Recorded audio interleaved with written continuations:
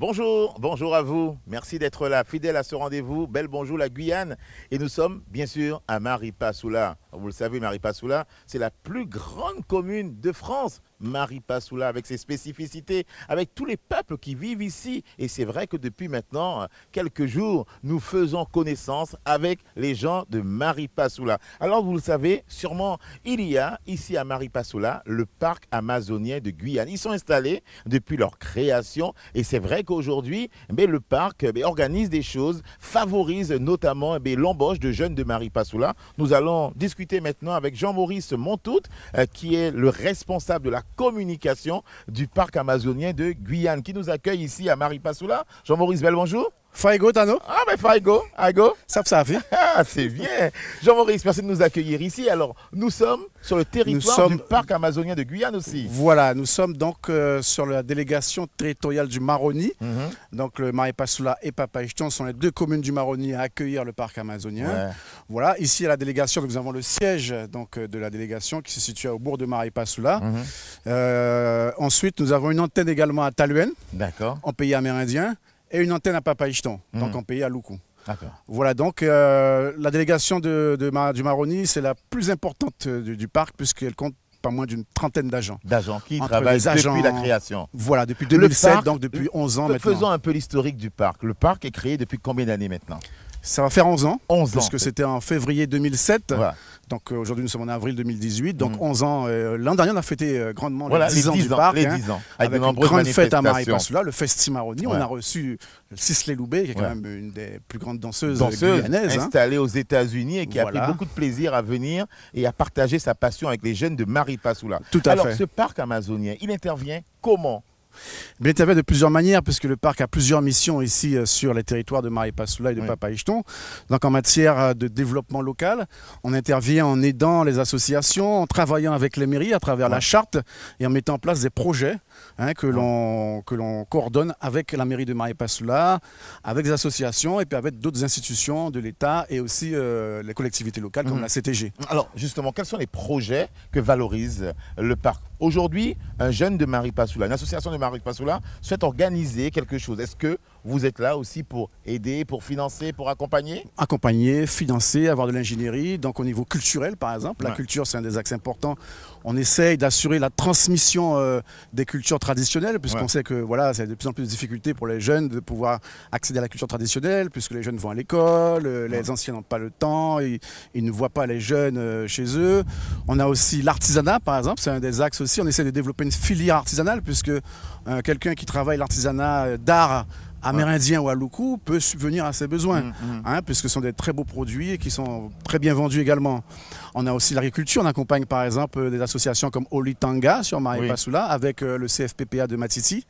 Donc on aide à professionnaliser les agriculteurs et à faire en sorte qu'ils passent à une autre échelle, celle de l'agro-transformation, avec des produits transformés qu'on pourra retrouver peut-être dans les supermarchés de Cayenne. Alors il a fallu quand même, Jean-Maurice Montout, il faut l'avouer, convaincre les populations du bien fondé du parc amazonien. Est-ce qu'aujourd'hui, ces choses faites, est-ce que les gens ont vraiment compris la démarche du parc amazonien? On ne peut pas dire que les gens ont compris à 100% aujourd'hui. On peut dire que les efforts ont été faits depuis 2007, même depuis 1992, puisque c'est l'année où on a décidé de créer un parc dans le sud de la Guyane. Il a fallu quand même 15 ans pour que l'idée voie le jour en 2007 avec la création du parc. Il a fallu aussi mettre en place la charte du parc, donc ce projet commun entre les communes et le parc amazonien. Et donc l'information continue toujours, puisque 10 ans finalement c'est l'âge d'un enfant. Tout à fait. C'est beaucoup et c'est peu en même temps. C'est beaucoup et c'est peu en même temps. Et il a fallu construire, mettre en place les bâtiments, recruter les agents. Et donc tout ça, ça demande du temps. Et aujourd'hui on passe à des projets plus concrets, des projets qui ont plus de valeur pour l'avenir, des projets bâtisseurs. Et là encore, il faut faire passer l'information, faire comprendre aux gens. C'est pas facile parce que nous avons une population qui est majoritairement non francophone. Tout à fait. Voilà, les populations amérindiennes, moyennes qui parlent des langues locales, les populations à Loukou. On passe aussi beaucoup par les jeunes, par la jeunesse. Et donc, il faut du temps encore pour que le parc se fasse tout à fait comprendre par la population. Alors, vous êtes installé ici à Maripasoula, mais on rappelle quand même que le parc, c'est plusieurs communes de Guyane aujourd'hui, des communes du Haut-Maroni, des communes aussi ici vers Maripasoula avec Antekumpata et Talouène et autres. Je voudrais savoir, est-ce qu'aujourd'hui les populations de ces communes, est-ce que les municipalités, les maires vous accompagne un petit peu aussi dans vos projets? Ou bien est-ce qu'il y a une difficulté aujourd'hui à vous faire comprendre? Alors aujourd'hui, on peut dire que les communes sont plus proches du parc. Oui. Les maires aujourd'hui comprennent l'intérêt de pouvoir travailler avec le parc. Le parc est un outil dont ils peuvent se servir pour accomplir certains projets qui sont les compétences du parc. Donc aujourd'hui, on voit que les maires commencent à comprendre et qu'ils veulent vraiment travailler en pleine coordination avec le parc. On le voit avec le maire de Papaichton, M. Dehi, le maire de Maripasoula, donc M. Anneli, Serge Anneli. On le voit avec le maire de Saül également, Mme Charles, et avec le maire de Kaboupi, M. Chanel. Donc aujourd'hui, il y a une véritable compréhension, coordination. Voilà, on arrive à s'entendre aujourd'hui. Que répondez-vous aux nombreuses critiques des gens qui ne comprennent pas trop comment le parc intervient? On dit que oui, c'est pour empêcher les populations de pouvoir continuer à faire comme auparavant, la récolte, la chasse et autres. Est-ce que vous avez une explication? Est-ce que vous pouvez dire aujourd'hui aux populations que ces démarches sont effectivement peut-être pour la sauvegarde des choses, la sauvegarde des traditions, de la façon de faire, des parents, des arrière-parents? Comme je vous l'ai dit, il faut du temps pour se faire comprendre, il faut du temps pour que le message puisse passer. Par exemple, on a beaucoup dit que le parc interdisait de chasser, de pêcher dans les zones de cœur, alors que ce n'est pas du tout vrai. Pour la création du parc, le décret qui a créé le parc a stipulé bien évidemment que les populations qui sont là depuis des milliers d'années, comme les populations amérindiennes ou bushinengue, ont tout à fait le droit de continuer à chasser, à pêcher, à créer des villages, même en zone de cœur. Donc voilà, c'est des messages qui ont encore du mal à se faire passer au niveau de la population. Et on essaye au maximum de faire comprendre cela aux gens, que voilà, le parc n'est pas là pour interdire, gêner, empêcher, mais bien là pour vous aider mettre des cadres à vous développer. Voilà. Alors bien sûr, il y a des réglementations, mais qui ne sont pas des réglementations propres au parc. La réglementation sur la chasse, par exemple, n'est pas faite par le parc, mais faite par l'État, par les services de l'État, par l'ONCFS, par la préfecture. Donc tout ça, ce n'est pas du cadre du parc en lui-même, mais le parc aide à faire comprendre justement cette législation et aide à l'adapter aussi aux populations, c'est-à-dire on fait en sorte que quand c'est des espèces qui sont aujourd'hui protégées, qu'on puisse faire comprendre à l'État que ça sert dans une cérémonie cultuelle, par exemple, et qu'il faut des dérogations. Voilà. Il faut mettre des règles, mais parfois il faut assouplir. Il faut adapter, il faut assouplir. C'est notre rôle aussi. Très bien. Ici. Écoutez, Jean-Maurice Mantout, on va poursuivre tout à l'heure la discussion avec vous, mais on va aussi discuter avec un jeune qui travaille ici au parc, à Maripasoula. C'est l'homme qu'on appelle Modo. Tout le monde le connaît, il intervient à plusieurs niveaux ici. Il nous donnera un petit peu son avis sur ce parc, comment les jeunes de la commune l'ont accepté, et puis surtout lui, est-ce qu'il se sent à l'aise? Est-ce qu'il est épanoui en travaillant ici au parc? On se retrouve dans un instant, toujours à Maripasoula, avec d'autres invités pour Bel Bonjour la Guyane. On va juste aller faire un petit tour du côté de Cayenne, de nos studios, avec une autre chronique, et nous on revient juste après pour continuer à discuter avec nos invités.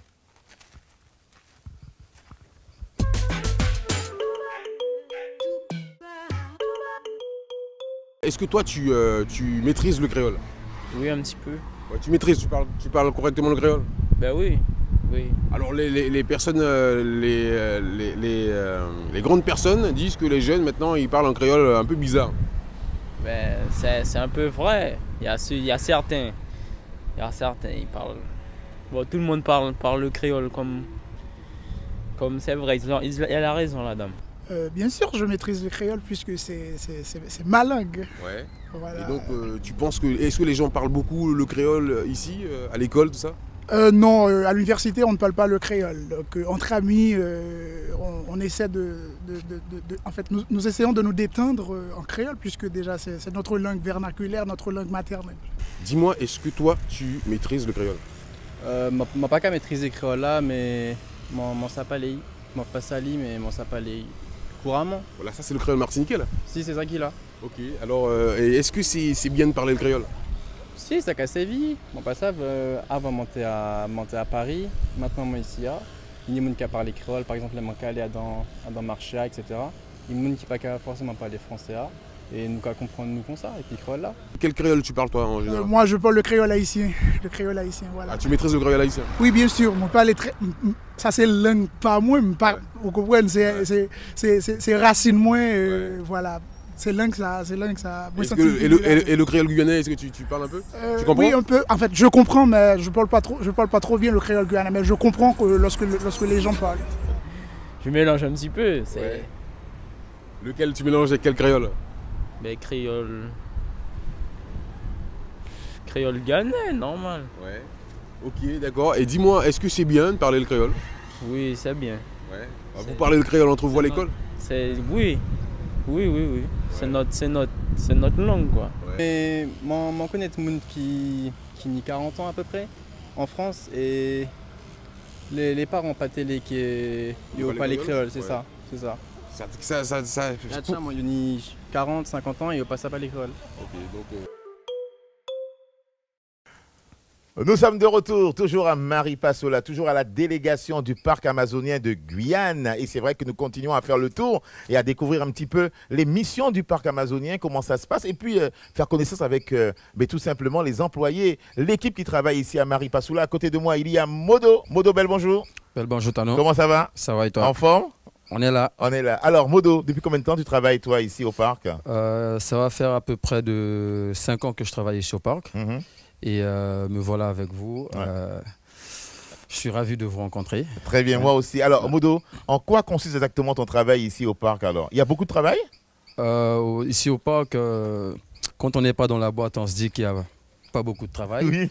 Mais quand on vient tout près de la boîte, on se rend vite compte qu'il y a beaucoup de travail et que mon poste de travail consiste à peu près à tout faire. Ouais. Je suis dans la logistique. Je fais du magasinage, je fais le suivi des commandes. Très bien. Et aussi, je prends note pour passer des commandes. Et en même temps, j'achemine les gens un peu gauche partout. à droite. Alors, tu es sur le terrain régulièrement, donc tu connais un petit peu la population de Maripasoula. Que disent les jeunes de Maripasoula quand tu leur dis que moi, je travaille au parc amazonien de Guyane? Ils te disent, ouais, tu as réussi, mon frère, tu as trouvé un travail, c'est bien? Ou bien est-ce qu'ils se posent des questions? Les deux cas. Ouais. Tu as réussi, c'est bien. Mais en même temps, ils se posent des questions. Ils veulent savoir ce que fait vraiment le parc. Ouais. Et comme vous le savez, le parc, c'est métier par métier. Et moi, je suis plus dans la logistique. Ouais. Et pour ce qui est d'expliquer ce qu'est le parc, il y a d'autres personnes qui savent mieux le faire que toi. Alors, en parlant de logistique, on voit un petit peu, il y a les véhicules qui sont là, il y a vos pirogues aussi, il y a les machines qui sont là. Tout ce que l'on voit là, ce sont les moyens de locomotion pour vous. Parce que le parc, c'est quand même un territoire qui est très grand. On peut effectivement aller d'un endroit à un autre en quad, en voiture ou bien encore en pirogue. C'est extraordinaire quand même comme vie. Oui, en fin de compte, c'est un territoire très vaste et on a besoin de beaucoup de moyens de locomotion. Les voitures, les quads pour accéder à des endroits très restreints et la pirogue pour monter sur le Haut-Maroni ou aller dans les criques, comme vous le savez. Et de toute façon, le parc, comme le territoire est vaste, il a besoin de beaucoup de choses. Alors, j'aimerais que tu m'expliques pourquoi on t'appelle au fait Modo ici à Maripasoula. Tout le monde te connaît sur le surnom de Modo. Quoi, tu chantes, tu fais quelque chose d'extraordinaire? Non, je chante pas, je fais pas quelque chose d'extraordinaire. Je suis tout simplement Modo. Modo, ouais. L'homme qui fait tout, à peu près. Ça veut dire ça, Modo, l'homme qui fait tout? On va traduire ça comme ça, mais il y a un petit truc à côté. À côté? Ah, d'accord. Faut nous donner l'explication. C'est quoi l'explication? Chacun aura son explication. Moi, je vais dire ça va partir de frimeur. Ah, d'accord. Ah, Modo, c'est frimeur. Non, mais chacun a son explication. Moi, je donne la mienne. Ah, d'accord, c'est ça. Modo, c'est un frimeur, mais un frimeur travailleur. Ah, ça, c'est sûr. Ça, c'est sûr et certain. Oui. Attends, c'est bien. Alors, toi, tes activités, Modo, à part le parc, qu'est-ce que tu fais ici à Maripasoula? Est-ce que la vie est belle à Maripasoula? Est-ce qu'il y a des activités pour des jeunes? Pour moi, je dirais que c'est encore un petit coin, un paradis. Tranquille, tranquille. Les activités, il y en a plein, mais moi, j'en fais plus beaucoup. Je fais plus que travailler. Après, quand je suis en vacances, je vais sur le littoral pour changer un peu. Changer un peu d'air. D'accord. Est-ce que toi, tu ambitionnes quelque chose pour ta commune, pour Maripasoula? Est-ce que tu as un projet dans la tête, toi? J'ai un projet, mais c'est un projet personnel. Ah, d'accord. Je ne peux pas trop dévoiler. Tu es marié l'année prochaine? Non. Non, peut-être que ma femme voudrait se marier avec moi, mais je ne sais pas encore. Il fallu la demande, là, elle te regarde peut-être, non?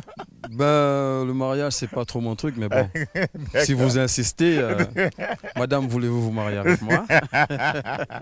Très bien. En tout cas, merci beaucoup, Modo. Tout à l'heure, en arrivant ici, tu nous as dit, toi, tu as un avantage, c'est que tu connais un peu tout le monde ici à Maripasoula. tu parles aussi bien avec les jeunes qu'avec les personnes âgées, parce qu'il y a un respect. Ce respect, tu l'as appris où, comment? Tes parents qui t'ont inculqué cela? Oui, on va dire que c'est mes parents. Et en fin de compte, je voudrais dire que l'époque où on éduquait bien les enfants, on va dire que c'est un peu révolu en fin de compte. Les enfants d'aujourd'hui, ils ne sont pas éduqués comme à mon époque. Il y avait le respect de grandes personnes et tout. Mais on essaie de faire que ce respect-là puisse perdurer le plus longtemps possible. Très bien. En tout cas, merci beaucoup, Modo, pour ce moment de discussion avec toi. Et je sais que tu as un message, notamment dans la langue. Tu veux saluer toutes celles et ceux qui te regardent là. Vas-y, on t'écoute. So, abung de sama di sina beba Modo, be kontak nga wetide na nga papata no. Ibe me kimi a plaisir faut qu'on mitiwa mai pasloya, faut betaksa ni fa akonde fui a nga park, ma aussi sabi santa nga fudu. Da la yo we me kamo itinamo. Da we gela sama dunsuda, fudembe au loko à reportage ya. Modo, c'est pas seulement un frimeur, hein. Modo, il fait passer de beaux messages. Merci beaucoup, Modo. On va poursuivre la discussion. Ben viens, on va rejoindre Jean-Maurice Montout qui est là, parce que je sais que Jean-Maurice, chaque année, il y a des projets ici, hein, au parc. Et alors, je sais que normalement, au mois de novembre qui arrive à grands pas, d'abord ici, au mois de mai, là, ce mois-ci, il y a le rendez-vous, le festival avec la bibliothèque de Marie Passoula. Vous êtes partenaire d'ailleurs. Et puis, normalement, au mois de novembre, il y a un autre grand rendez-vous. Est-ce que tu peux nous dire quelques mots là-dessus? Alors voilà, il y a effectivement le Mapabuku Festi qui est très bientôt, là, dans quelques semaines, au mois de mai, auquel nous participerons aussi avec un mini-marché artisanal. Ensuite, il y aura le grand rendez-vous du parc qui habituellement c'était en juin, toutes les années, mais nous avons voulu changer la date puisque nous sommes aperçus qu'en juin, il pleuvait beaucoup, c'était encore la saison des pluies, c'était très gênant. Et on a voulu essayer d'avoir des places d'avion aussi, parce qu'il y a beaucoup de gens qui reviennent déjà, c'est pas évident. Voilà, des professeurs, d'autres gens qui reviennent. Donc on a décidé de le faire pour la prochaine saison, donc en novembre, en saison sèche, en espérant donc un maximum de personnes y participeront. Donc ce seront pendant les vacances de la Toussaint, où il y aura le grand rendez-vous du marché artisanal du Maroni, donc qui va avoir lieu avec le parc amazonien et la collaboration bien sûr de la mairie de Marie Passoula et de l'office de tourisme de Marie Passoula. C'est un grand rendez-vous, d'ailleurs Guyane Première, nous sommes partenaires et nous allons accompagner bien sûr le parc amazonien sur ce grand rendez-vous ici prévu au mois de novembre. Merci beaucoup Jean-Maurice Montout, hein, merci pour la visite, merci pour l'aide, hein, parce que nous faisons vraiment du beau travail ici à Marie Passoula avec l'aide, la complicité, la collaboration de Jean-Maurice. Et puis Modo, merci beaucoup, la famille, ok, et puis à très bientôt à Marie Passoula.